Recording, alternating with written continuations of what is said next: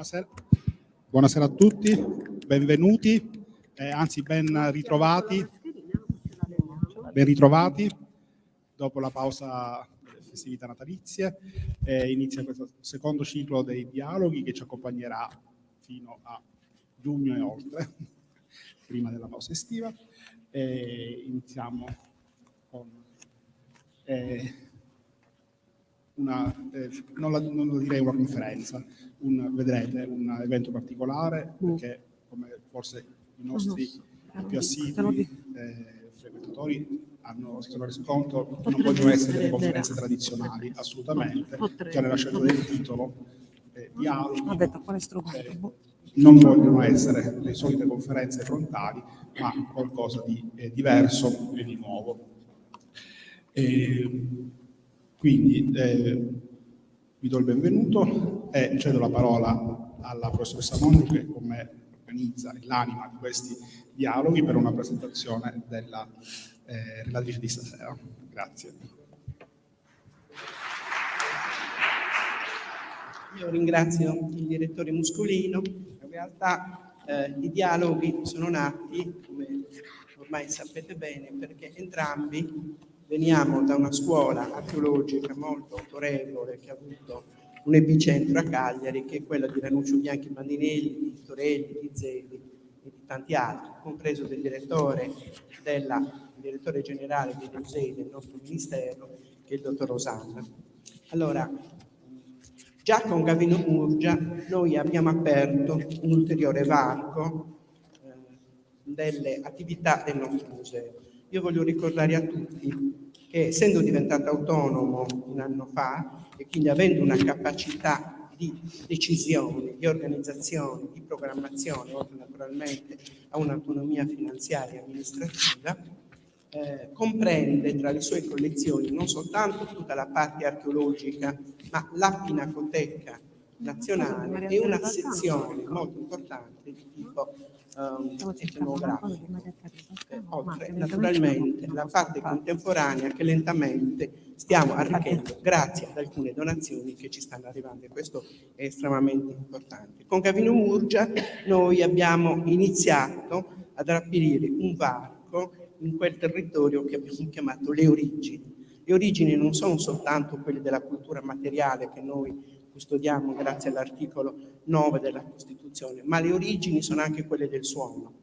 E la Sardegna, essendo questo luogo molto particolare che ha stratificato molte documentazioni delle origini, le ha registrate, come abbiamo capito da Gavino Murgia, anche per quanto riguarda i suoni. Gavino, nella sua bellissima Lectio Magistralis, ci ha raccontato che in realtà voce di donna era abbastanza rara, mentre in quell'inizio dei suoni che lui ci ha ben illustrato e che trova riscontro anche nell'attività subontra all'interno dei tenori, dei sostenori, in realtà non è così. Ognuno di noi ha memorie familiari in cui chi ha avuto nonne nate nell'Ottocento, Salbene Vaidadas, erano quelle che magari si vantavano che le loro antenate erano quelle che intonavano i migliori nel proprio paese come Tatita Doras, no? Magari era una specie di civetteria che si attribuivano, quindi voce di donna è sempre esistita. Chi di noi inoltre ha conosciuto Maria Carta, ma io ho conosciuto anche Maria Teresa, perdonatemi,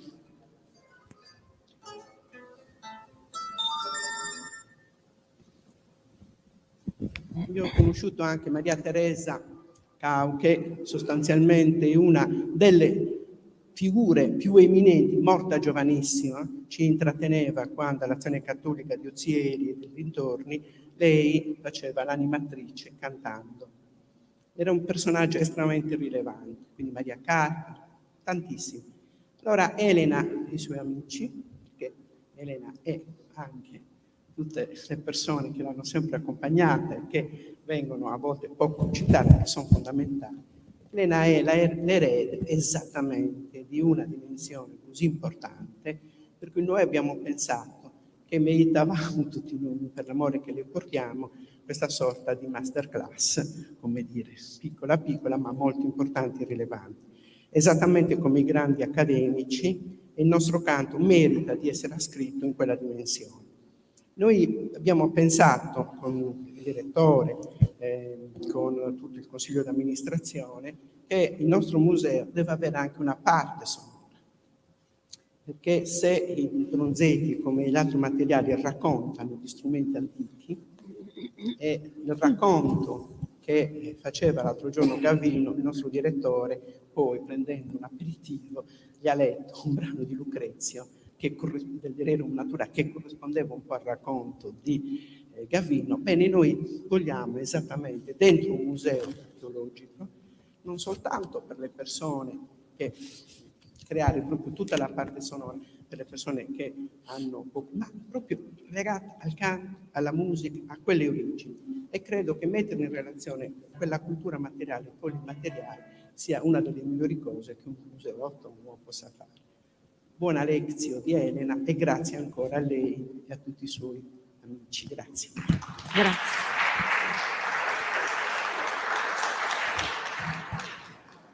Grazie, buonasera. È molto, come ha detto anche Gavino, io ho sentito la lezione di Gavino, per noi che siamo abituati ai palchi è molto più facile esibirci in un concerto, per me oggi sarebbe stato molto più semplice. Chiaramente parlare non è il nostro lavoro, noi parliamo con la musica, con i racconti, facciamo un altro lavoro, però insomma oggi siamo qua e quindi vi ringraziamo per averci ospitato e vi ringrazio di essere anche così numerosi. Sinceramente pensavo che sarebbe stata meno gente, quindi mi fa piacere anche vedere tanti visi, tante facce amiche. Sono qui con Simonetta Soro, che accompagna il mio percorso sin dai tempi della nostra giovinezza, dello studio. Abbiamo iniziato, ci siamo conosciute in conservatorio, e con Mauro Palmas, che ho conosciuto solo qualche anno dopo, ma ormai da moltissimi anni, quando mi apprestavo a registrare il mio primo disco. A quei tempi ero giovanissima e non sapevo come affrontare. Io lavoravo con mio fratello e volevo cantare dei goccius e li volevo suonare con le launeddas. A quei tempi mi consigliarono un giovane suonatore di launeddas. Quel giovane suonatore di launeddas era Mauro Palmas, che poi ha proseguito gli studi con altri strumenti. Lui dice meno male, ma non è vero, perché era bravo anche a quei tempi con le launeddas, e quindi ci siamo incontrati. Questo per presentare, ma voglio iniziare a presentarvi il mondo che mi ha accolto quando io ho iniziato, che tempi erano e cosa facevo. Io provengo da una famiglia qui dell'Inter Cagliaritano, mia madre è di Selarges, la famiglia di mia madre è di Selarges, quella di mio padre di Quartucciu. Sono nata a cavallo proprio di un cambiamento del mondo, cioè proprio a fine degli anni 50 e primi anni 60, dove veramente stava succedendo di tutto nel mondo. E anche noi che eravamo ragazzi le abbiamo vissute, però erano i tempi dove ancora si poteva respirare la tradizione, dove non era necessario riscoprirla perché ce l'avevi, la potevi vivere. Quindi in casa mia era normale che si cantasse, perché mio padre era un appassionato di poesia e a fine settimana si incontrava con gli amici e cantava. Mia madre non era una cantadora, ma era una che conosceva tutti i detti, le rime. Mia madre, qualsiasi cosa noi dicessimo, lei aveva la rima pronta o suddiccio pronto, insomma, per commentare questa cosa. E quindi il mondo era quello dove tu appena arrivavano il periodo delle feste, da maggio ad ottobre, si respirava quell'aria dove bastava uscire e sapevi che se sentivi a Sammoda Campidanesa, la festa era iniziata, perché i cantadores davano l'inizio e la chiusura della festa e iniziavano così, a San Moda Campidanese. Questo per noi era talmente acquisito che quando poi è mancato negli anni, che non si iniziava più la festa così, è stato come se la festa non iniziasse, perché quello, almeno in Campidano, era il modo per dare l'inizio alla festa. Questa melodia mi è rimasta talmente nella memoria, nel mio essere, che io, seguendo questo modulo, ho anche scritto una canzone con quest'aria. Chiaramente è intervenuto poi il musicista, la musicista che è me, il musicista che è Mauro, e quindi l'abbiamo trasfigurata, l'abbiamo trasformata ed è diventata Sabregadoria, una canzone che abbiamo portato in giro per il mondo perché era anche una delle canzoni che faceva parte dello spettacolo Sonos de Memoria, che sicuramente molti di voi avranno visto. Era una delle primissime canzoni che abbiamo cantato. Inizio subito, ve la faccio sentire un po' con Mauro come è diventata da questo. Sicuramente voi avete in mente i cantadores che cantavano, potete a tratti riconoscerla, a tratti sarà talmente trasfigurata che non la riconoscerete. Sabregadoria.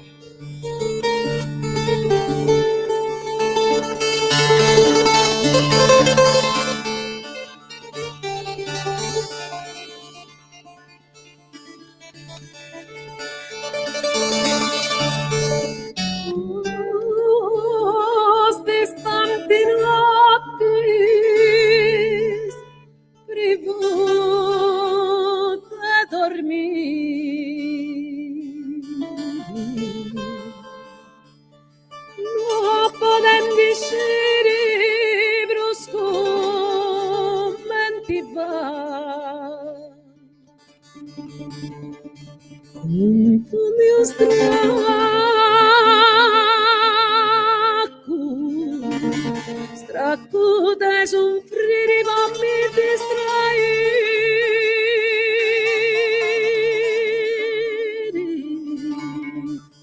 mi vengo a pregare.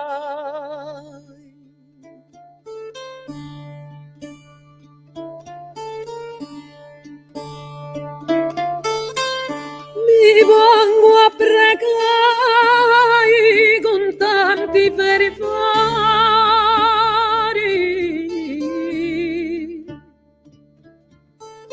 nendo Deus mio deni piedade.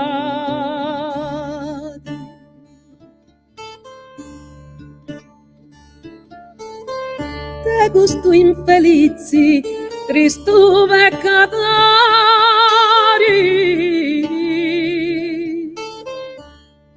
chissà lei tua trasgrediadi.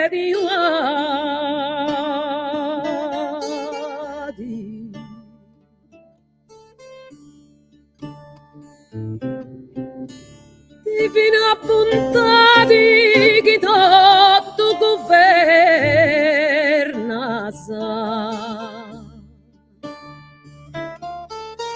de penas eternas fai che mi salvi.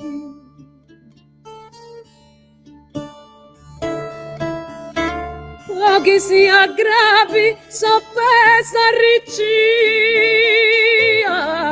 quest'anima mia non pazza sperai.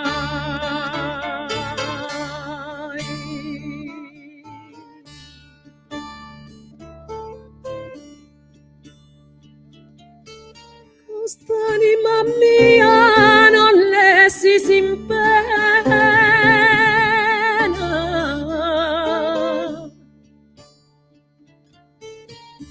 una disgrazia de su pentimento commenti con sedia da San Maddalena che in tui pietoso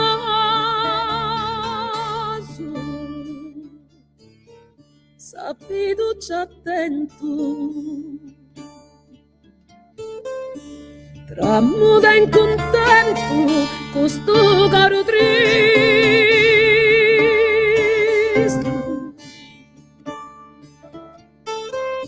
Tu che sei smaisto, divino e potenti, fai che costamenti turbata no vengata. E sana si mantenga fino a si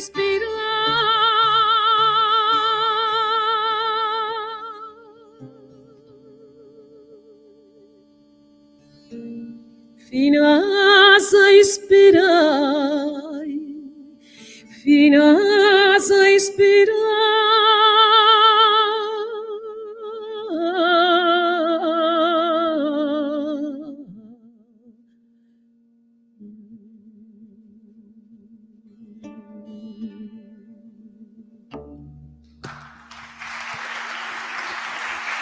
Grazie.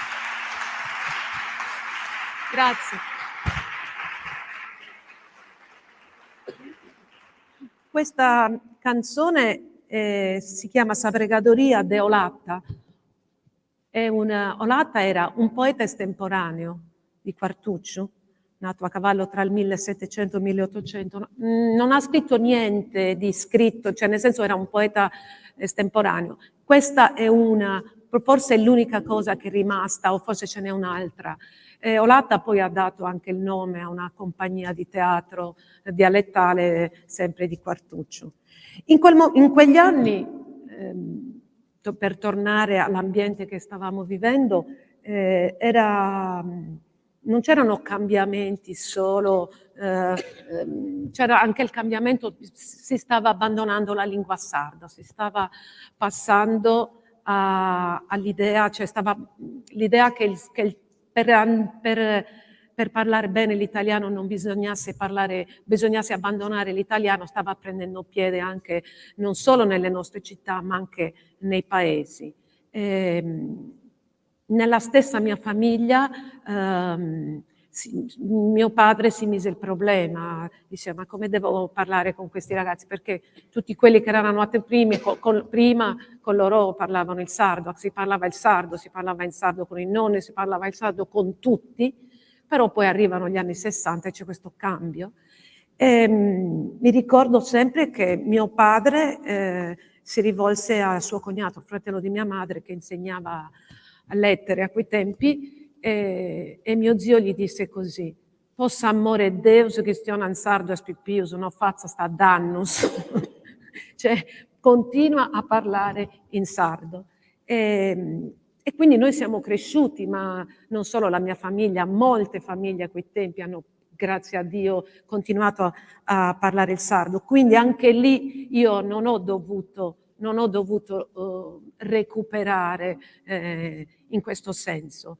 Al contrario di molti miei coetanei, compreso Mauro, che il sardo invece l'ha dovuto, cioè per quanto anche lui, venendo anche da alcuni paesi, lo sentisse, ma insomma non era la sua parlata abituale, mi pare, o no?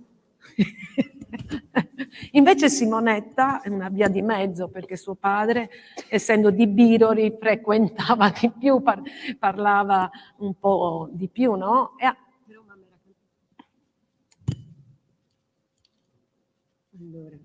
Però mia madre invece era campidanese, quindi in casa si parlava l'italiano. Perché non pensavano di non capirsi. No, tra di loro si capivano, però mia madre con suo padre parlava in sardo. Ha sempre continuato a parlare il sardo, per cui io, diciamo, sono robusta nel campidanese.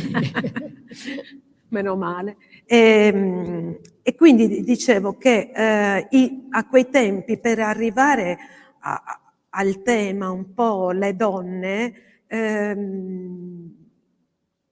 Gavino ha detto che era complicato per le donne cantare, io invece penso che fosse più facile, le donne cantavano tutto, le donne cantavano in qualsiasi momento, perché sin da quando avevano il bambino piccolo, l'unico modo per poterlo tenere buono era cantare, e quindi cantavano Anninnias, cantavano in Bala di Pius, cantavano giochi, filastrocche, tutto quello che si poteva insegnare ai bambini si faceva cantando, compreso le conte, si insegnava a contare, si insegnava gusto su groco, gusto da morto, i nomi degli animali, i balli, e le donne poi cantavano tra di loro, cantavano mottetti di amore, ma cantavano mottetti di spregio, si insultavano attraverso le canzoni, si prendevano in giro, e cantavano quando facevano i lavori più faticosi, quindi quando facevano il pane, ma quando anche andavano a lavare al fiume, sinché sia andato, ma anche quando si andava a litigare per l'acqua. Da noi non si andava a lavare al fiume, ma si andava a prendere l'acqua, perché l'acqua a Selargius non c'era, c'erano i rubinetti pubblici, a Selargio non c'era, e venivano a Quartuccio a prendere l'acqua, tutte le donne selargine, quindi quando andavano a prendere l'acqua succedeva di tutto, prima cantavano, poi bisticciavano e litigavano abbondantemente, succedeva di tutto, quindi si cantava in ogni momento, si cantava per i matrimoni, si cantava in chiesa, cioè tutto l'anno erano le donne a cantare in chiesa, poi per la festa magari arrivavano anche cantori, e quindi arrivavano anche i gruppi professionisti, tra virgolette, di quei tempi, ma tutti i giorni quando le donne andavano alla messa cantavano loro, cantavano i rosari, cantavano tutto quello che c'era da cantare, sino a cantare anche la morte. Quindi Sapittidus, come sappiamo, una delle cose più drammatiche della nostra tradizione, più forte, che chiaramente, se noi lo prendiamo come forma teatrale, è affascinante, ma se qualcuno di voi ha avuto la sfortuna invece di assistere a un attito vero, io ho avuto questa sfortuna da piccola, non ho voluto mai cantarlo perché non sapevo che mi avrebbe cambiato così la vita. Io ho assistito ad una morte precoce di una nostra compagna di scuola, e quindi, come con tutte le compagne, siamo andate a renderle omaggio, a salutarla, non sapendo che avremmo incontrato questa forma espressiva così drammatica, così forte per noi, che ci ha segnato. Siamo tutte scappate, perché la madre era una giovanissima donna, una signora bella, me la ricordo come se fosse ora, capelli rossi, era una donna molto particolare, e cantava questa bambina in una maniera straziante, non c'era niente di teatrale, non c'era niente di pagato, come succedeva invece a volte che si pagava per cantare, quindi non c'era quel dolore, quella drammaticità a cui abbiamo assistito in quel giorno. Quindi a me è capitato di cantare a Titus, ma solo in forma teatrale, nel senso serviva per un'esigenza, ma non ho mai cantato in un altro modo, perché proprio mi ha segnato questa cosa. Quindi invece ho cantato tante Anninnias e ho cantato Duru Duru, ho cantato tutte le altre cose, e anche qui devo dire, io le ho sentite cantare da mia nonna, le ho sentite cantare da tutte le persone che ancora se lo ricordavano. Chiaramente noi siamo musicisti, abbiamo studiato per fare musicisti, e non è che possiamo salire sul palco e cantarlo esattamente come lo cantava mia nonna. Anche qua in qualche modo interviene, non lo voglio neanche dire, che mi sa, l'artista, cioè il fattore artistico, anche perché quando lo porti in scena in qualche modo questo deve avvenire. E poi ho anche un'altra idea, lo dico sempre, che io canto le Ninna Nanne che cantava mia nonna, che era nata nel 1899, ma io vivo nel 2022, per quanto i sentimenti delle mamme possano essere gli stessi, tutto quello che ci circonda non è lo stesso, e quindi io non posso cantare come le cantava mia nonna. Io prendo ispirazione, cioè la sento, però i miei occhi vedono altro ora. Ho un altro background, quindi non posso cantare esattamente come cantava mia nonna. Anche qui con Simonetta abbiamo lavorato a queste ninna nanne, anche qui chiaramente abbiamo, come dicevo, è intervenuta la musicista, e vi facciamo sentire un po' come mettendo insieme alcune nostre ninna nanne abbiamo lavorato. Questo Mauro non fa niente, senza facciamo.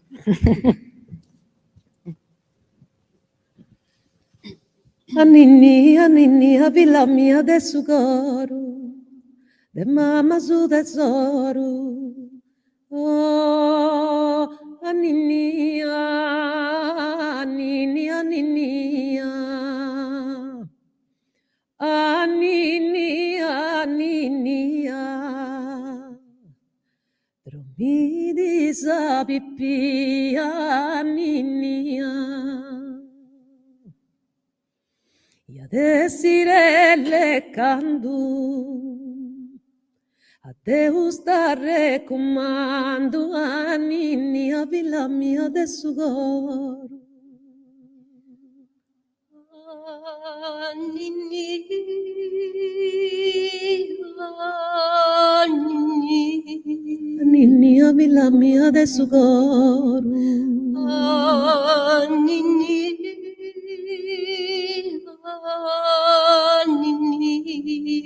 a ninni, a ninni, a ninno, a ninni, a ninno, a ninni, a ninno.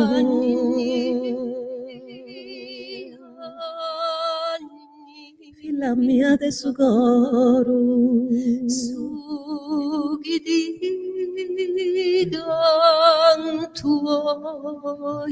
una dia sa canta, ninni a ninno, ninni a ninno.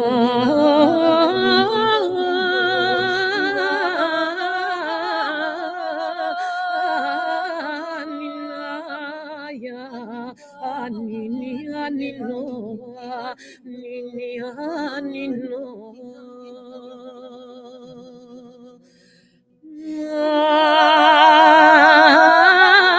Sunas que ne do, sas pupillas divinas derraman per las finas, derraman per las finas. Teneramente un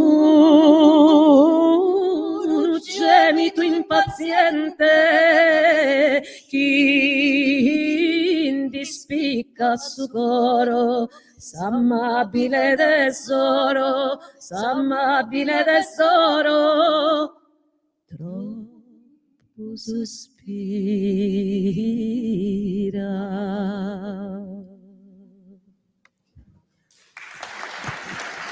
Grazie.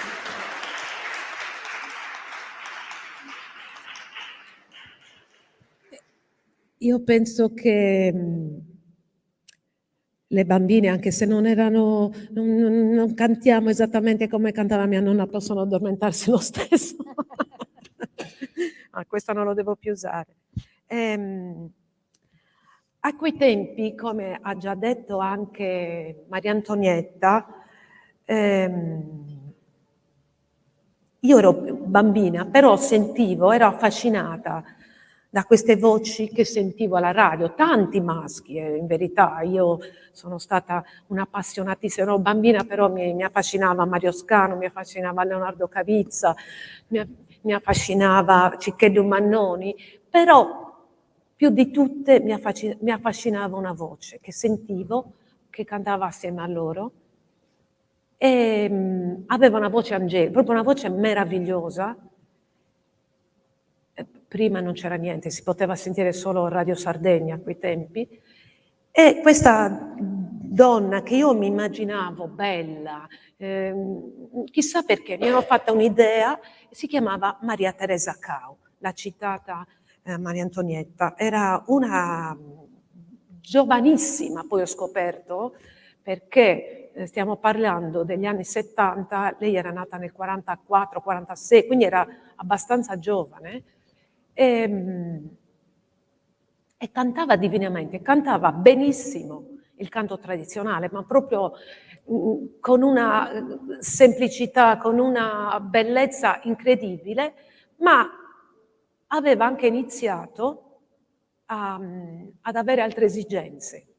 Quindi io non ho inventato niente, di cantare anche altro. E quindi aveva incominciato a comporre, e proprio a quei tempi, poco prima che poi morisse, uscì un suo disco, è rimasto unico, perché poi lei è scomparsa veramente giovanissima. E queste sue canzoni a quei tempi erano molte famose, erano Dromi di Oremeu, adesso non mi ricordo i titoli, però io le cantavo perché mi piaceva una, cioè, Dromi di Oremeu, Dromi con Deus in coro, Dromi non ti schidare, no este ancora sola, come conosce sola, Dromi non ti schidare, eccetera, eccetera. Adesso, e poi a te Sardigna mia, era a te Sardigna mia, cadia poi in su coro, sa melodia mia, dotto a te la dono, bella Sardigna mia, dotto a te la dono, sa melodia mia, pro direm no, ricordo, casa e bellezza, complimenti amore de anima accesa, prodinare chisese e promessa più bella, dessa terra non crese, te che lusi stella, prodinare chisese e promessa più bella, dessa terra non crese, ti Dio paragonare, eccetera, eccetera. Insomma, era... Grazie.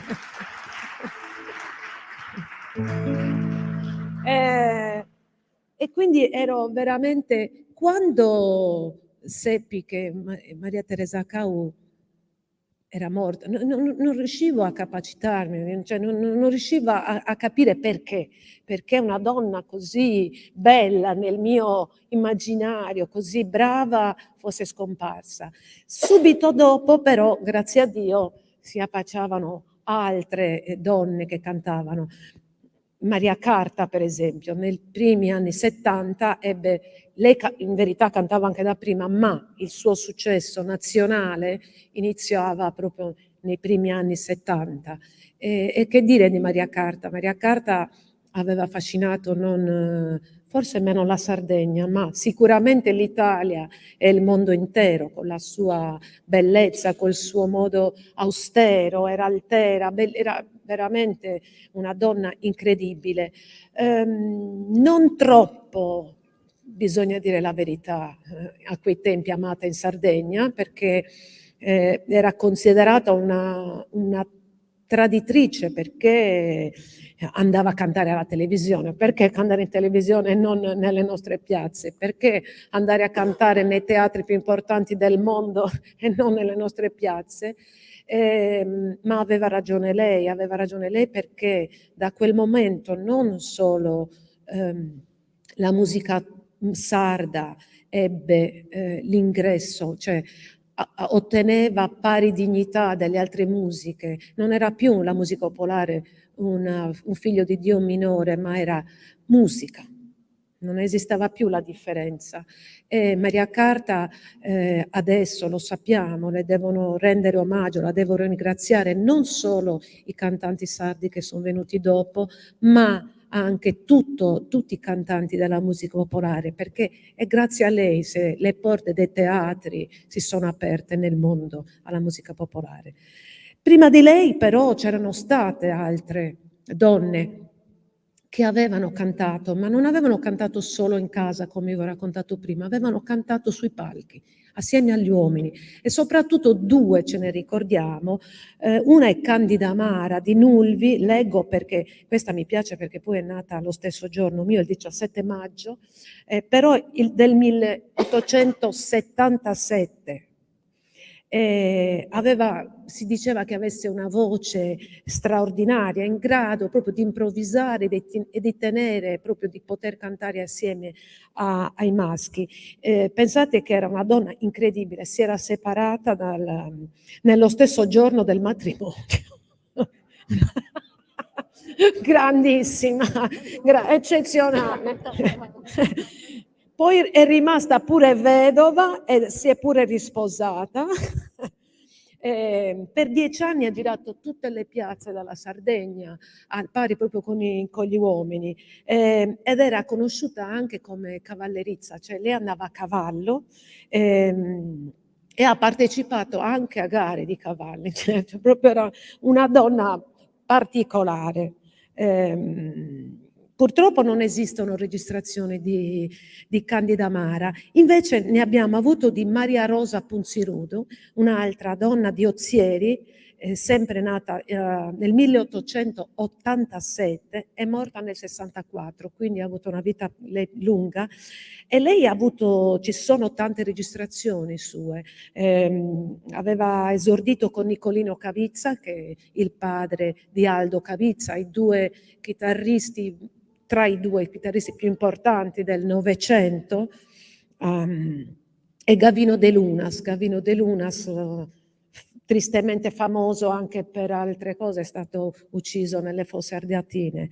E loro sono stati i primi a registrare le canzoni sarde a quei tempi. Stiamo parlando degli anni 30, non è che stiamo parlando dell'altro giorno. Dopo queste prime incisioni, poi Gavino Gabriel e poi tutti gli altri, insomma, dopo è stato facile reperire la musica sarda. Quindi non è esattamente vero, certamente le donne non hanno cantato come i maschi a quei tempi, ma hanno cantato anche loro. Quindi torniamo agli anni 70, dove sulla scia di Maria Teresa Cao, di Maria Carta, poi Nigia Carai, per chi se la ricorda, anche lei è vissuta troppo poco, nacquero veramente tantissime donne che cantano e cantano ancora adesso. Diciamo anche che nonostante i maschi abbiano cantato di più, poi sono state le donne più famose, quelle che hanno portato il canto sardo. Unica eccezione nei tempi nostri è Andrea Parodi, che è riconosciuto, anche se non si è mai occupato di canti tradizionali, però è riconosciuto come cantore della Sardegna. Come? Francesco De Muro, ci mancherebbe altro. Francesco De Muro, che Dio lo benedica sempre, perché oltre che essere uno dei più grandi delle nuove generazioni, io stavo parlando degli anni 70, delle nuove generazioni, è anche diventato uno dei cantanti lirici più importanti in questo momento al mondo, proprio. Chi?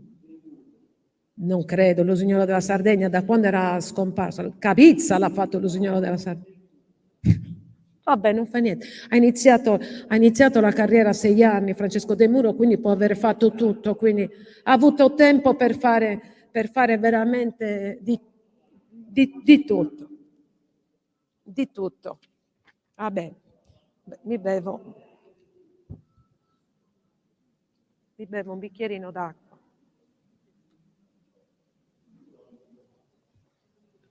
Devo capire a che punto sono, perché siamo ancora agli esordi.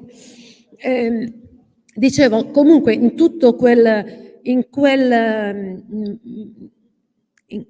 quegli anni anche io inizio a cantare che avevo 12 anni la prima volta che mi esibisco con i canti sardi, e chiaramente inizio a cantare canti ma neanche del Campidano, forse del mio paese, vicino vicino, canto quelli che conoscevo, quindi canto io cosa sentivo quando andavo alle feste, l'Aire Lara, canzone a curva, che veniva chiamata facilmente sa canzone, Goccius, e poche altre, Trallallera chiaramente, che era la canzone della festa, però invece... E quindi inizio a esibirmi e io cantavo queste canzoni.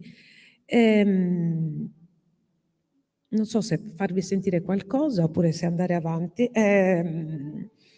Incomincio ad appassionarmi e incomincio a girare la Sardegna. Io dai 12 a 16 anni giro tutta la Sardegna a cantare queste poche canzoni. A 16 anni inizio anche a studiare canto in conservatorio e inizio anche ad appassionarmi, a voler allargare la mia preparazione, volevo sapere di più, mi affascinava Maria Teresa Cao, mi affascinavano queste, quindi volevo imparare, quindi vado alla scoperta della Sardegna. Prima che del mondo vado alla scoperta della Sardegna, quindi vado a capire cosa cantano in Logudoro, che differenza c'è tra un canto a sanuoresa e una disispirata o una timpiesina. E quindi ho studiato talmente tanto che non credevano neanche che quando arrivavo nei paesi, io a quel punto ho iniziato con mio fratello che mi accompagnava alla chitarra, a andare in giro e a cantare quindi anche la disispirata, cantavo Canto il Re, nuorese, dovevo sempre lottare per far credere che fossi campidanese. Non ci credevano, anche perché il mio nome forse tradisce fa pensare che un'origine più del nord, invece la mia famiglia da 500 anni vive a Quartuccio, quindi non si è mai mosso nessuno. L'unica che si è mossa sono io, e quindi un po' ci rimanevano male, mi dicevano però per essere campidanese canti bene. Poi arrivavo a casa mia a Quartuccio e magari cantavo in logudorese e allora fermavano mia mamma e le dicevano Narada filato a cantare in sardo. Che il logudorese non era sardo, capisci? E così, e io vivevo questa cosa, quindi è la cosa più particolare di quegli anni, io avevo 17-18 anni, che le canzoni che mi avevano reso più popolare in Sardegna erano due canzoni che erano lontanissime tra di loro. Era una Mortigando Bolis, che è una canto a curva che io ho cantato tanto tempo, e l'altra era Disispirata Tempiesa, proprio due canti lontanissimi. E mi ricordo che io tendevo un po' a quei tempi che magari se andava a tempio Mortigando Bolis non la cantava, diceva magari non capiscono niente, non gli piace. Invece quando stavo cantando da giù c'era sempre uno che mi diceva Mortigando Bolis. Allora si può fare. E lì ho capito che la Sardegna è una, non è vero che non ci capiamo, ma è veramente è una cosa che ci hanno raccontato. Se noi ci ascoltiamo, ci capiamo sia che cantiamo in campidanese, cantiamo in ogliastrino, cantiamo in gallurese, cantiamo addirittura anche se parliamo il calasettino, c'è tutto. Quindi io passavo da cantare queste cose Mortigando boli, beni e pigammindi, non mi lessi spruso in su mondo appenai. No ti indiscarescia, sarne gorda d'indi, no pazzaste manco de mindivigai. Demme su de gustas penas bogammindi, o sarammi tu o lasciami ispirai. Lasciami ispirai, si morgio contento, su mi birai in questa maladia. Molti pigamenti in su proprio momento ti vemmo ispettendo due nozze svenia, eccetera, eccetera. E poi, grazie. E poi passavo invece estati cui mira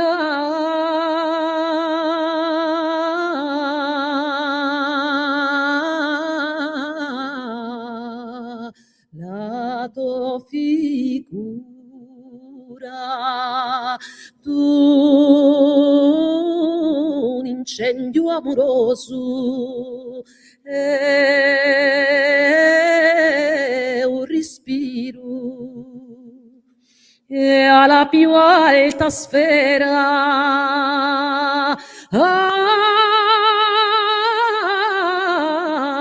la più pura fu chi l'anima sciolta in un sospiro d'ansia l'ansia così bella creatura fil Maria l'usoiru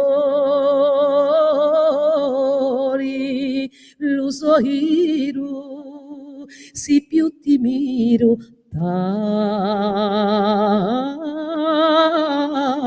più mi incanti m'obblighi più e più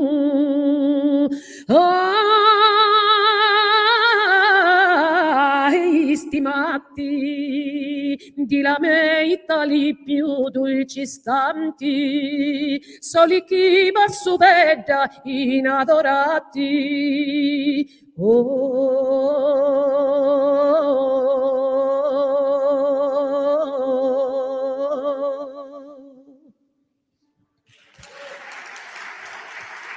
Grazie. E così passavano gli anni, ma in quei tempi dove io veramente giravo la Sardegna in lungo e in largo, ho potuto conoscere a quei tempi, ho avuto veramente la fortuna di conoscere tutti i più grandi maestri, tutti, veramente. Da Mario Scano, quando ho incontrato Mario Scano, anche lui io lo immaginavo un uomo meraviglioso, con quella voce per me doveva essere per forza assolutamente un uomo bello. Quando l'ho conosciuto, devo dire, non gli somigliava all'idea che mi ero fatta, ma non era neanche era un uomo interessante. Pensate che Mario Scano aveva avuto talmente successo, talmente era amato dalla gente, che scappavano le donne, veramente, come le rock star. Cioè, negli anni 40-50 ci sono state famiglie rovinate perché le mogli che sentivano Mario Scano cantare e se ne andavano, gli andavano dietro, non resistevano.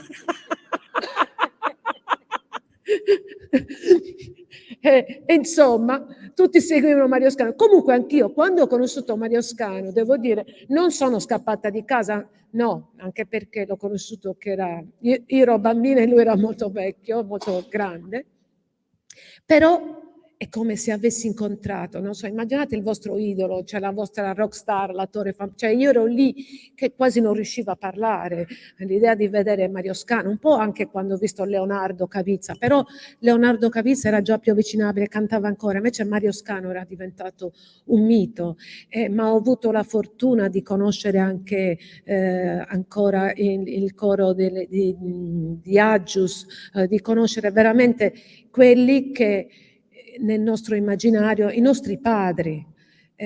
Ho la fortuna poi di collaborare da anni, abbiamo la fortuna, anche se non è un cantautore, ma è per me un'enciclopedia, cioè la nostra storia, Luigi Lai.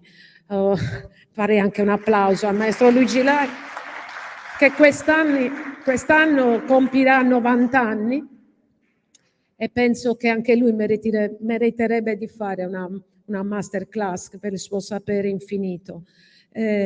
Luigi Lai io l'ho conosciuto da bambina, nelle prime piazze negli anni 70 incontravo sempre Luigi che suonava e abbiamo il privilegio di collaborare ancora con lui in varie situazioni, nei vari concerti nel mondo, ma anche per la didattica, poi vi parlerò alla fine della parte della didattica.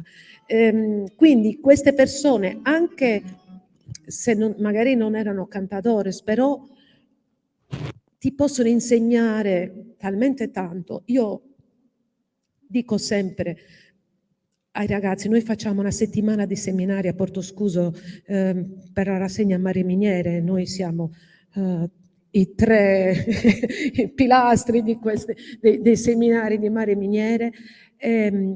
Invitiamo tutti gli anni Luigi Lai. Luigi Lai è uno dei nostri docenti. E io dico sempre che i giovani sardi che si occupano di musica sarda, che cantino, che suonino l'organetto, che suonino qualsiasi cosa, dovrebbero venire per stare una settimana con Luigi Lai, perché non capiterà mai più di poter avvicinare uno degli ultimi maestri della nostra terra. E qui una nota dolente, sì, è una nota dolente invece, devo dire che il maestro Luigi Lai ha sempre molti allievi, ma non ha mai allievi che dovrebbero venire. Cioè io penso che tutti i suonatori di organetto, tutto quello che sono, dovrebbero venire a sentire il maestro Luigi Lai. Chiusa la parentesi polemica e andiamo avanti. Insomma, a quei tempi io comunque, oltre che studiare ed essere concentratissima sulla scelta che poi diventerà la scelta della mia vita, a quei tempi io non lo sapevo ancora, perché contemporaneamente al mio percorso di canti sardi, di ricerche, io iniziavo un altro percorso, che era il percorso classico.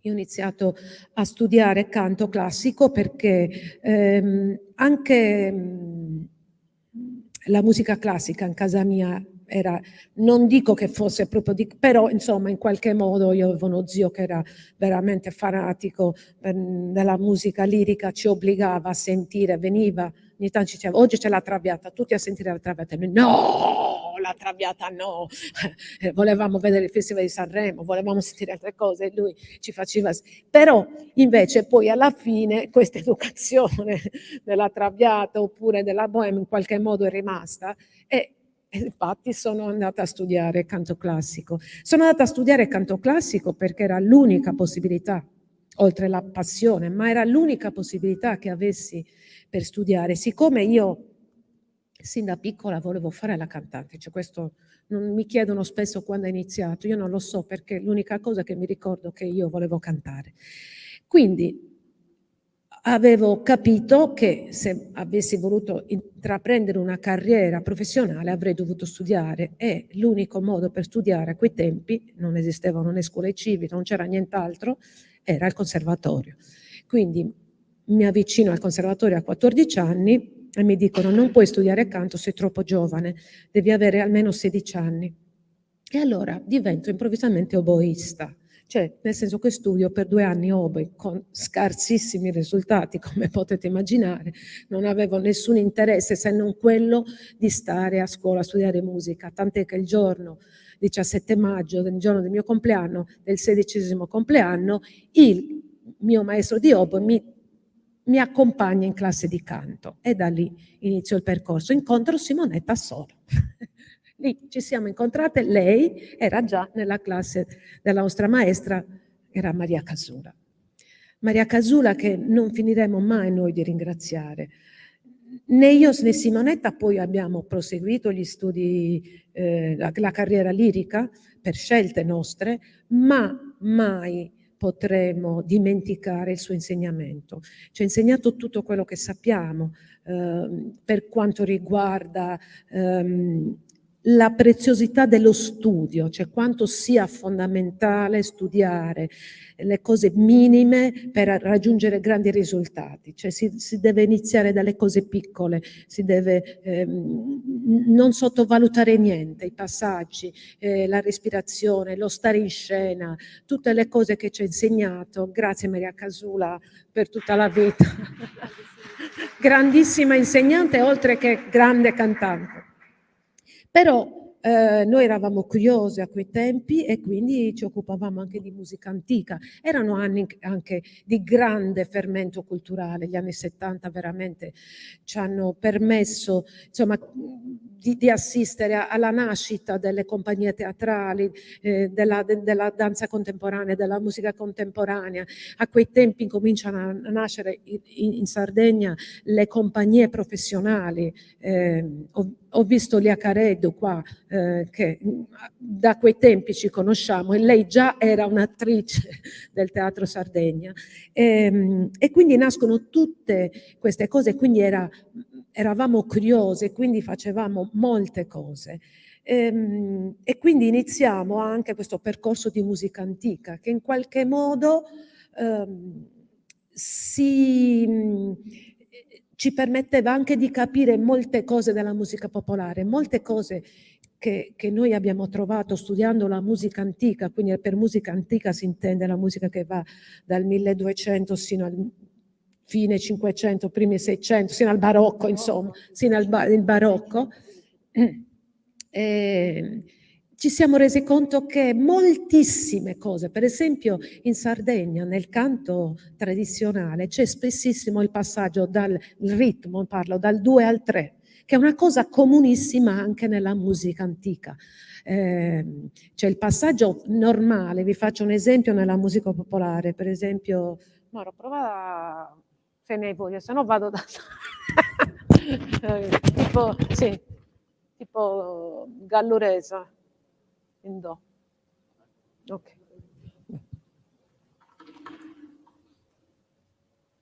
Questo è un tempo che va in 3.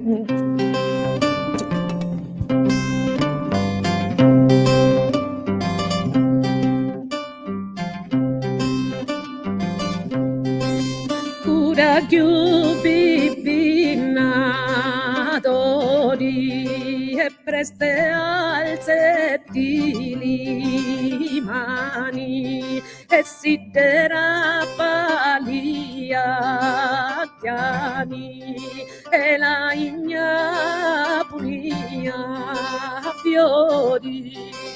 Che sono solo in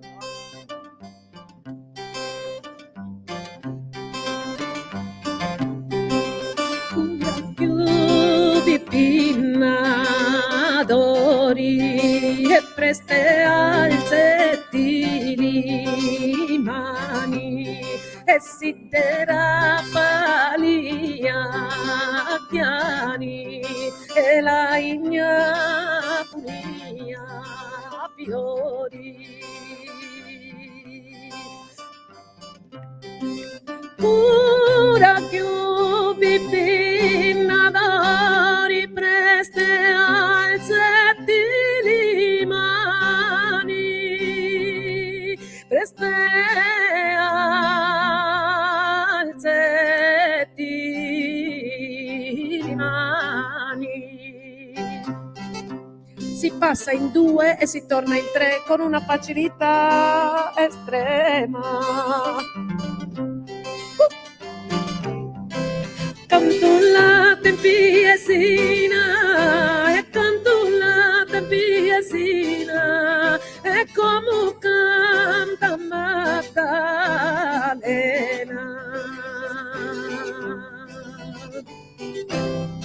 Luto quinto di ballena pura domina Lucari pura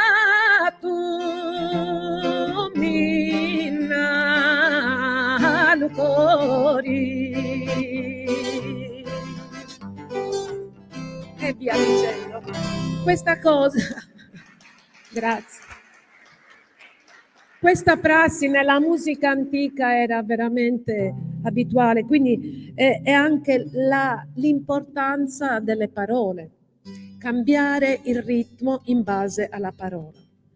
C'è un altro esempio tipico nel canto a nei goccios, che il canto è facilmente, dipende come lo vuoi contare uno, in 4 quarti o in 2 quarti, però improvvisamente, siccome alla parola serve un tempo in più, c'è una frase che diventa in 5. E sentiamo.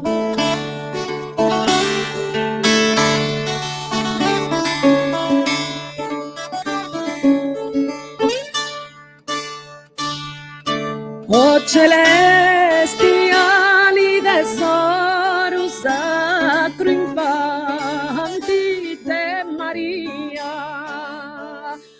mi vida e cor e a riposa di Anninnia, e a riposa di Anninnia. Quindi quando gli serve aggiunge un quarto. Ancora. 1, 2. A Betlemme già è arrivata patria adesso sposo amau e Noemi incontrò una decente morata in una truta alloggiata parturisa su Messia, parturisa su Messia. È così. Grazie.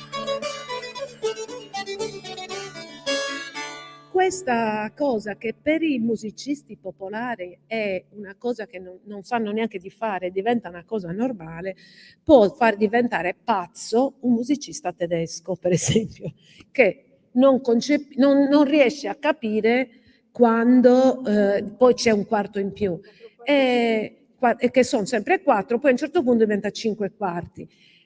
E io che stavo suonando con un musicista e dicevo, tu quando lo senti lo fai, cioè che bisogno c'è di spiegartelo? Per me era così naturale. E lui mi guardava come se fossi pazzo. Come quando lo senti? Io non lo sento. E io come non lo senti? Se fa a riposati Anninnia, lo senti che cose che per noi sono talmente normali, spiegarle a un mondo che è abituato a suonare in 4 quarti tutto e diventa complicatissimo. E per me invece è esattamente il contrario. Io non ho mai cantato in vita mia in 4 quarti finché non ho dovuto affrontare certi repertori, perché anche nella musica antica in 4 si cantava abbastanza poco, insomma. Invece nel canto popolare, soprattutto sardo, tranne questa cosa dei goz, ma che poi diventa anche in 5, non ce ne sono canti, sono tutti ritmi particolari, tutte cose molto complicate. Poi non parliamo del ballo, che siamo in un altro mondo. Devo saltare, se no non riesco a finire. Della lingua sarda ne abbiamo parlato un po'. Comunque a un certo punto io incontro Mauro Palmas, come vi ho detto prima, avevo bisogno di un suonatore di Launeddas e trovo Mauro Palmas. Stiamo tornando indietro di 40 minuti. Da quel momento io faccio un incontro che mi apre un mondo. Io sentivo parlare, vi devo fare una confessione. Io chiaramente non è che sentissi solo musica sarda a quei tempi, sentivo anche l'altra musica popolare, esisteva a quei tempi, c'era il folk revival, quindi sentivo. Ma per me tutto quello che non era sardo non era musica popolare, era musica, la musica tradizionale per me era solo quella che partiva da Quartuccio e arrivava a Santa Teresa, tutto l'altro era roba continentale, no? E quindi non riuscivo invece cosa scopro che non è esattamente così, che a Napoli esiste la musica popolare, che esiste in tutto il mondo, e che non solo, che per certi versi anche ha molte affinità, anche se non così evidenti, però diciamo che gli argomenti trattati nella musica popolare, almeno i testi, sono gli stessi, ci accomunano in tutto il mondo.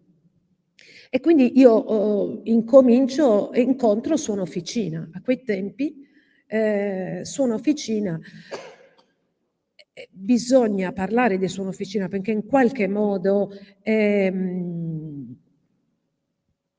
apre una strada, ma non solo in Sardegna.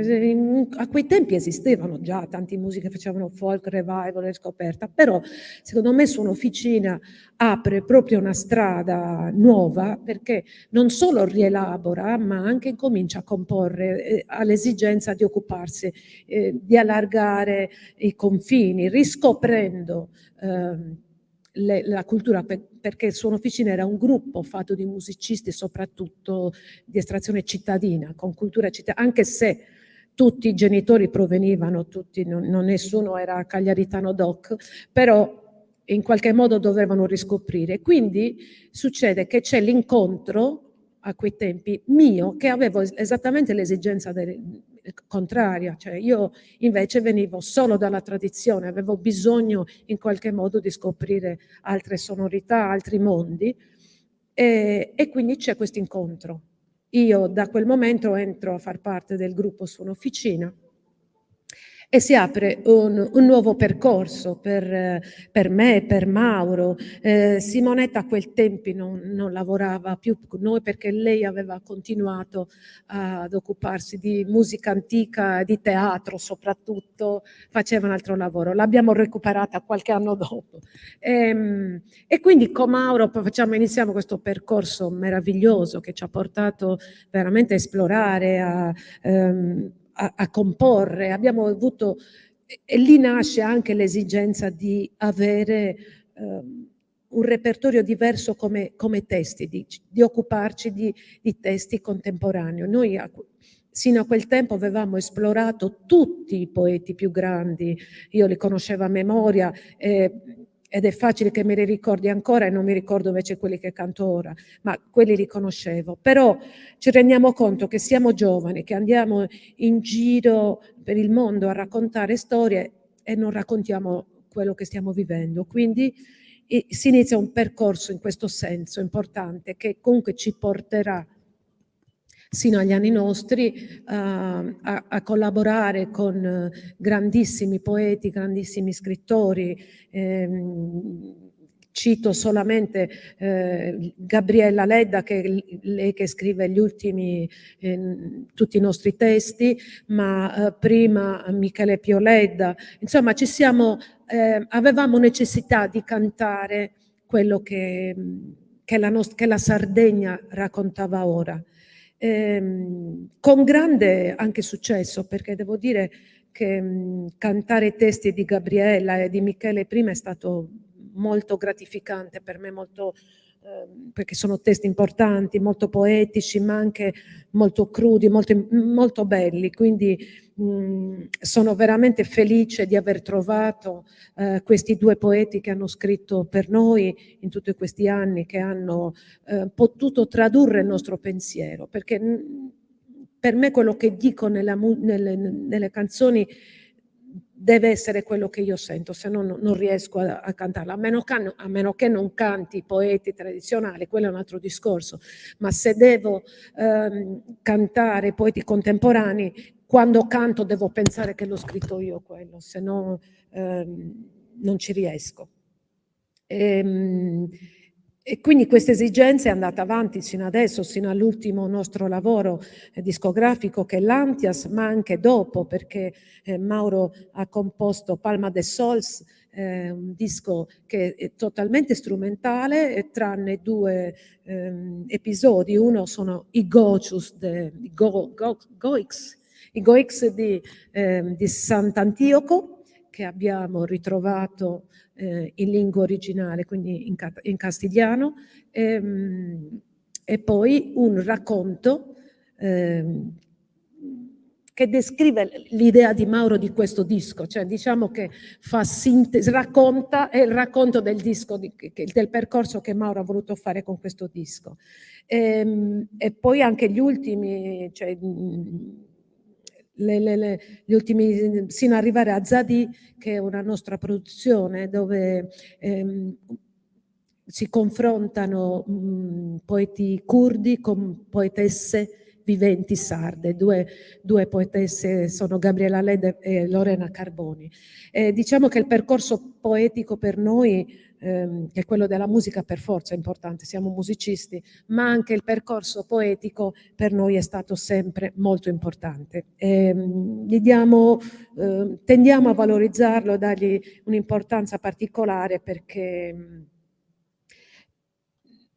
è vero che la musica non ha bisogno di parole, la musica parla e racconta senza bisogno di traduzioni, però anche le parole sono importanti. Io penso che dobbiamo avere più coraggio anche quando scriviamo, e scrivere cose importanti e lasciare comunque qualche segno.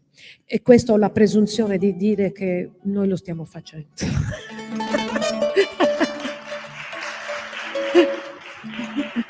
È una vera presunzione. Ora guardiamo, allora avevo un sacco di cose da farvi sentire, da raccontarvi dalla nostra ricerca sul canto sacro. Siamo qua, mi piace ricordare che qua abbiamo presentato un lavoro per noi che è importantissimo, Cantenda Deus, un disco che noi abbiamo presentato nel 2009, un disco che metteva insieme una ricerca nostra durata veramente tanti anni, tantissimi anni. A un certo punto nel 2009 era un anniversario del mio primo disco che uscì nel 1979 e avevo deciso di farmi un regalo, di fare un disco per me, per quello che mi piaceva, e ho fatto Cantenda Deus. Cantenda Deus poi è stato un disco che invece ha avuto un enorme successo, riconoscimenti internazionali incredibile, sino ad arrivare l'anno scorso ad essere considerato in Polonia uno dei 25 migliori dischi, è arrivato secondo tra i migliori 25 dischi di world music degli ultimi 25 anni. Grazie. Questo l'abbiamo presentato qua, mi ricordo, con un'emozione meravigliosa, e quindi per noi da non esattamente praticanti, cioè, ma pieni di spiritualità, nel senso che per noi non è necessario essere credenti per credere nella spiritualità, cioè non c'è bisogno di credere in un Dio particolare, bisogna invece credere nel Dio dell'amore, nel Dio della fratellanza. In questo mi sento e ci sentiamo assolutamente cristiani, senza, non voglio essere blasfema, anche non lo so se Gesù è figlio di Dio, ma non è necessario per essere cristiani, almeno dal mio punto di vista.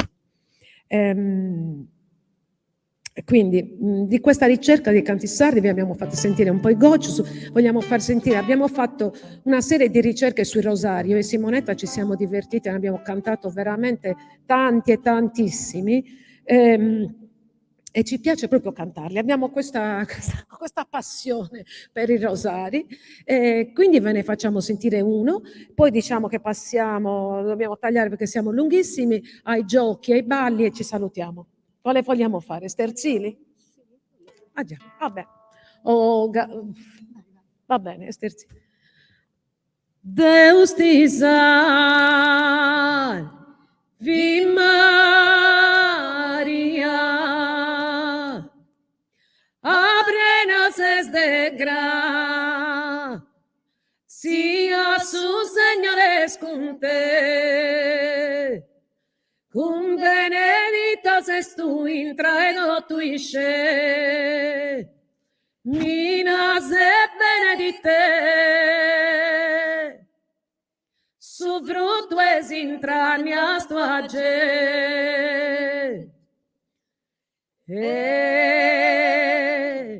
su Santa Maria,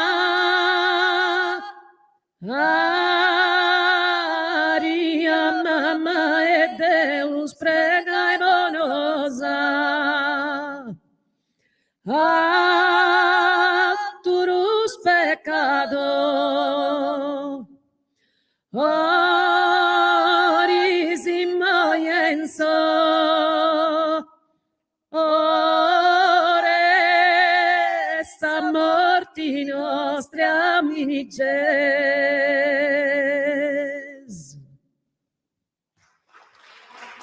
Grazie.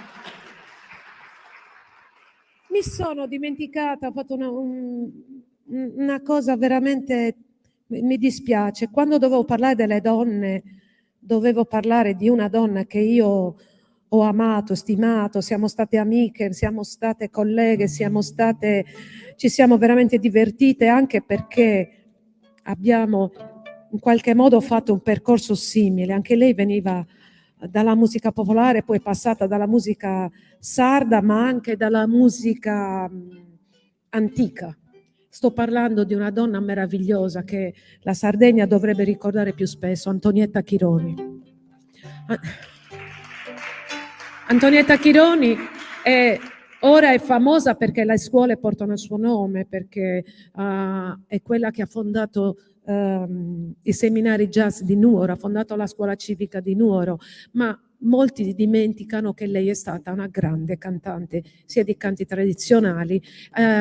Lei ha studiato aveva l'età della nostra maestra, Antonietta, perché erano compagne di scuola, colleghe, però era una donna, era una passionaria, proprio una donna appassionata di cultura, di politica, insomma, ha fatto un percorso meraviglioso. Mi dispiace che quando si citano i grandi cantanti Antonietta venga dimenticata. Ricordiamolo di più, Antonietta Chironi. Antonietta Chironi, voglio leggere una cosa che aveva, ho preso una sua intervista recentemente, ho preso solo una parte. Il canto popolare è una delle cose che mi appartiene, non per la mia origine nuorese, ma come patrimonio culturale della mia famiglia, in particolare di mia madre. A Sassari ho conosciuto l'etnomusicologo Pietro Sasso, che stava compiendo delle ricerche sul canto sardo, e sono stata sollecitata ad approfondire questo interesse. Spesso siamo andati in giro per paesi a rilevare canti popolari intorno alla metà degli anni 70. Intorno alla metà degli anni 70 ho iniziato a cantare con un gruppo di Nuoro che è stato chiamato ad esibirsi all'Accademia Filarmonica di Roma, nell'ambito di una rassegna che si occupava di danze e canti della Sardegna, e la manifestazione fu recensita dai critici musicali delle maggiori testate perché era un avvenimento di grande importanza. Poi ho proseguito accompagnando questo gruppo in giro per l'Europa. Siamo stati in Germania, in Gran Bretagna, Francia, e ho partecipato qui in Italia anche a molte feste dell'unità. In seguito ho scelto di abbandonare questo genere di cose. Sentite, stiamo parlando di più di 25 anni fa, perché è diventato un contesto degradante. Ti fanno cantare 2 canzoni e poi ti interrompono per lasciare il posto ad altre cose. Secondo me nel settore della musica popolare sarda è necessario mettersi seriamente a fare ordine, perché da un lato c'è chi fa l'elaborazione del canto sardo, vabbè, qui parla bene di me, non fa niente, e chi invece propone delle cose vergognose. Lo diceva 25 anni fa. Mi pare che non siano migliorate le cose, anzi, però ho già detto che non voglio aprire cose polemiche, ci sarà un altro tempo per farlo, e forse non è neanche di mia competenza farlo. Quindi ci stiamo avvicinando. Un'altra cosa importante per me sono stati i giochi, le filastrocche, quello di cui abbiamo parlato all'inizio, quello che facevano le donne, e i balli. Con i balli ci siamo veramente divertiti tanto, soprattutto con Mauro. L'ho bastonato, abbiamo studiato insieme. Poi Mauro è un allievo prediletto di Luigi Lai e quindi ha acquisito veramente conoscenze particolari. Il maestro Lai lo chiama Mauredu, piega Samantha, Mauredu. E così. Facciamo sentire un po' di giochi, come li abbiamo reinterpretati io e Simonetta, e poi Mauro inizierà il ballo e ci saluteremo così. Grazie.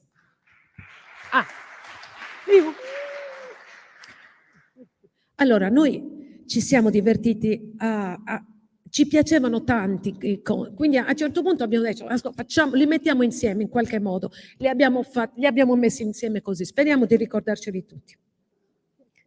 Sono giochi, conte, animali, tutto quello che insomma si poteva, scherzi, tutto quello che serve. Vai. Liu, lidu, litre, cantè, cantì, una vi, una lana, pisana, memeche, tundeche, sundeche. pisti rinchinu, mallu mainu, sendo di longullin, pingiarasa, bocci brioco. Gusto suvroccu, gusto da mortu, gusto da cottu, gusto da papawa, pisti rincheddu, non di dall'assa.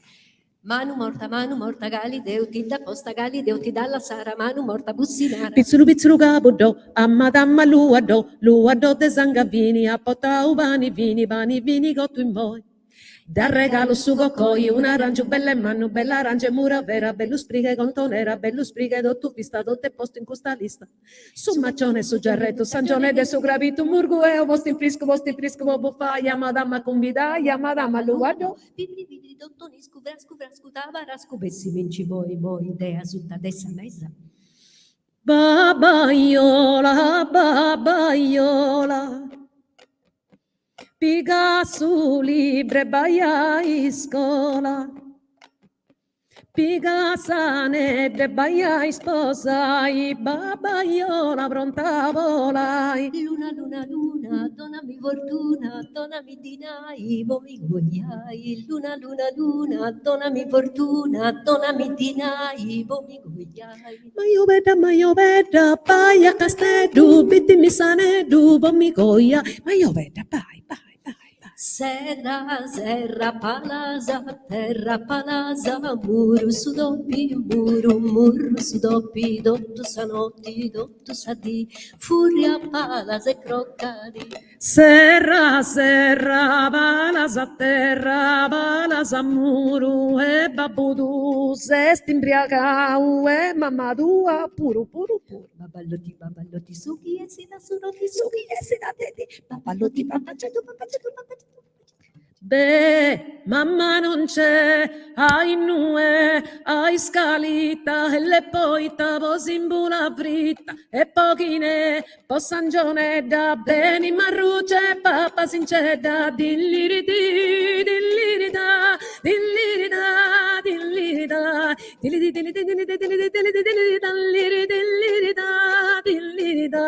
zaccamaneda, chi beni babà. Uno billoneddu da portaie, zaccamaneda, chi beni babai, uno billoneddu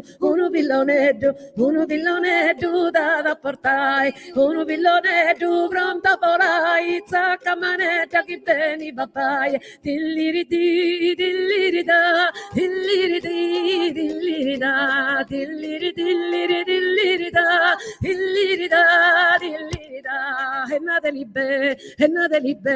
enna delibella, sanzonetta mia, enna delibella, si non si muore, dillirida,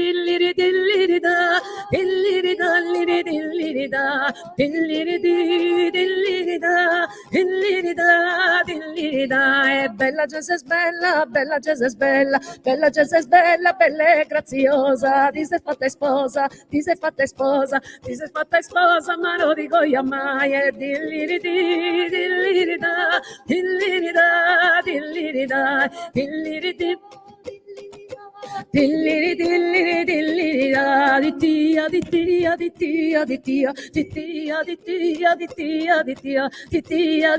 sopra te guardazia strangia, chi venni sa castangia, chi venni sa nucetta, sono sta campanetta e sono da forti, chi si intenda da monti a monti, gruvetto, chi non di no, chi vento, non di no, chi ce ne sia, prega Santa Maria, titia,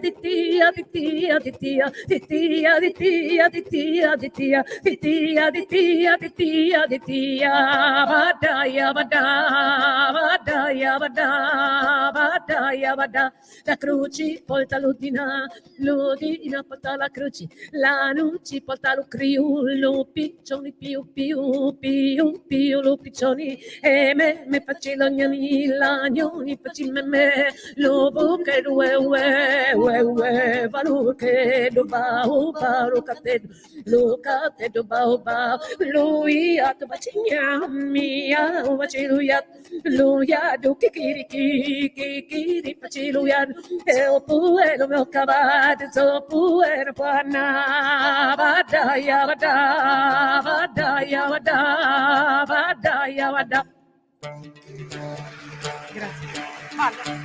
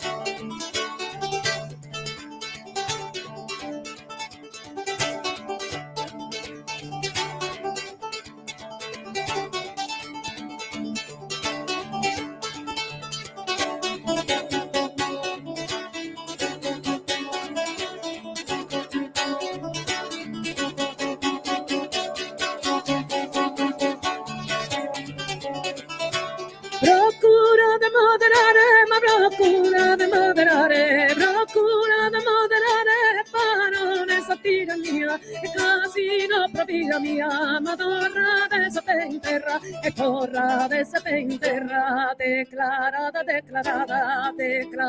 già sa guerra, contra dessa prepotenza, e incomincia sa vassenzia, in su popolo a mancare, dindiri dindira,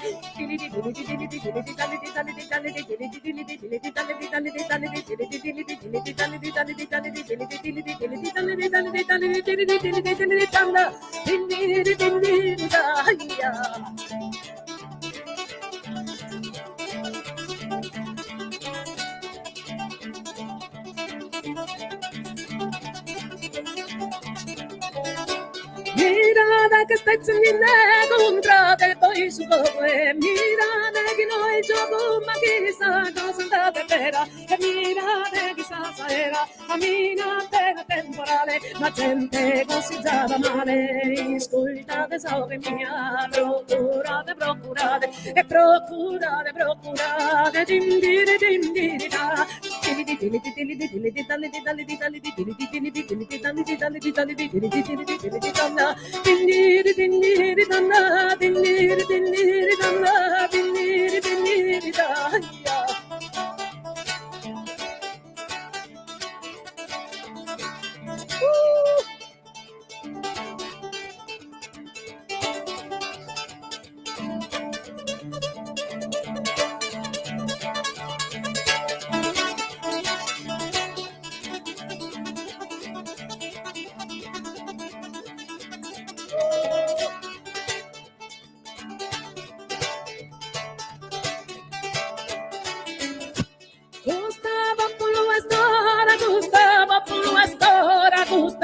punu estora, Gustavo, punu estora, Gustavo, punu estora, destirpare sos abusos, ma terra, sornalo susos, a terra, su despotismo, e guerra, guerra, egoismo, e guerra, sos oppresore, custos, tirano minore, ma es preciso umiliare, dindiri, dindiri, da, dindiri, dindiri, dindiri, dindiri, dindiri, damna, dindiri, dindiri, da, dindiri, dindiri, dindiri, dindiri, damna, damna, dindiri, dindiri, da, ai, dindiri, dindiri, dindiri, dindiri, dindiri, dindiri,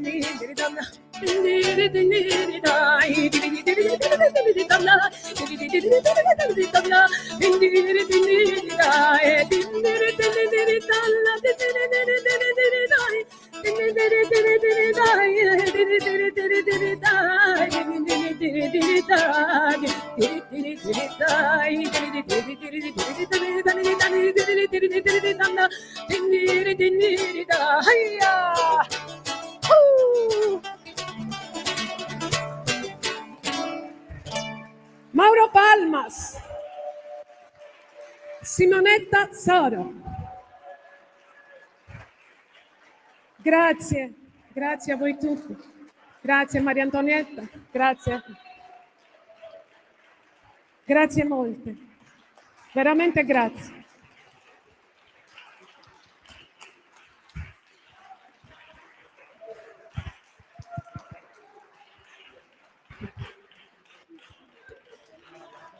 Grazie. Mascherina. Allora, Mascherina. grazie davvero. Direi che la reazione del pubblico è eloquente più di qualsiasi discorso. Grazie davvero. Grazie. E niente, se ci sono commenti, ma penso che sia stato abbastanza eloquente tutto. Grazie. Un'altra volta gliela canto. Guarda, gliela canto così. Gliela canto. Se mi accende il microfono, è già spento. Siccome la signora è molto gentile e io non canto la corsicana da 20 anni, adesso gliela canto. Non lo so se Mauro mi può aiutare o se vado da solo. È andato a fuoco? Adesso mi devo ricordare anche... Io cantavo un testo che adesso non me lo ricordo più. Canterò quella Antonello mi Antonello. Vabbè. Canta tristo lume cori, non mancami meo marito, parli paesi traditori, 3 anni l'agi bandito, girendi palli montagni, palli soi falsi compagni.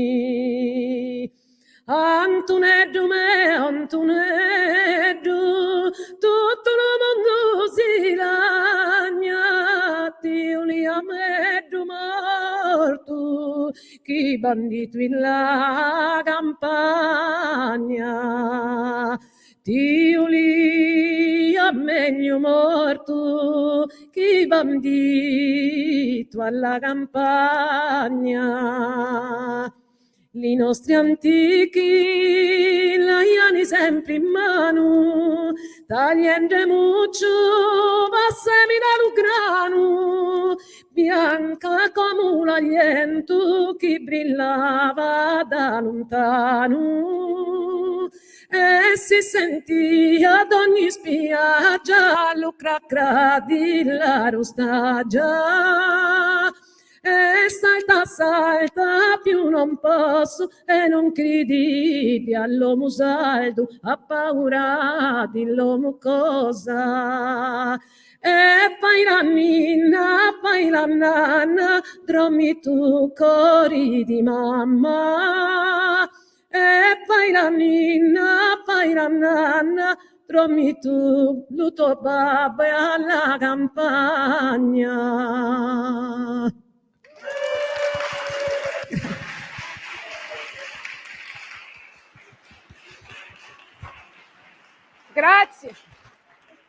Grazie. Grazie davvero. Fuori programma. Fuori Ci programma. diamo appuntamento a giovedì prossimo e ci sarà una lezione magistrale sulla professoressa del Trompo. Va bene. A giovedì allora. La scuola media Satta di